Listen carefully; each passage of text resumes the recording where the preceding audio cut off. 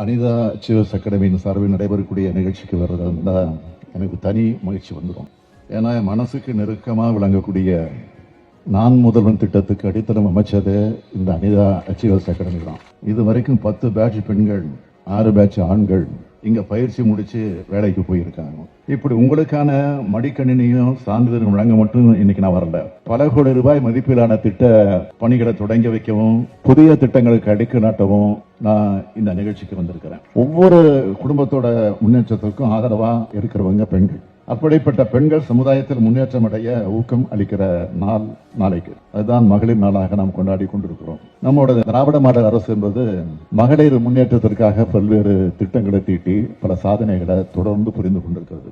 தமிழ்நாட்டோட வளர்ச்சிக்கும் அடித்தளமாக இருக்கக்கூடிய பல திட்டங்களை நாம எவ்வளவோ செஞ்சுக்கிட்டு இருந்தாலும், ஆனால் அதே நேரத்தில் ஒன்றிய அரசினுடைய ஒத்துழைப்போ நிதி உதவியோ இல்லாம தான் நம்ம செஞ்சுக்கிட்டு இருக்கிறோம். மாநிலங்களை மதிக்கிற ஒன்றிய அரசு அமைஞ்சாதான் இன்னும் நிறைய செய்ய முடியும். அதுக்கான காலம் கணிவு ஒன்று இருக்கு. அதுக்கு உங்களுடைய எல்லோருடைய ஆதரவு தேவை.